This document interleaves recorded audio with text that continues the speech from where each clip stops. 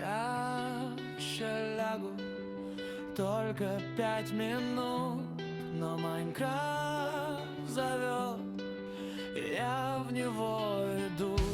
Крипер шепчет мне: побудь еще чуть-чуть.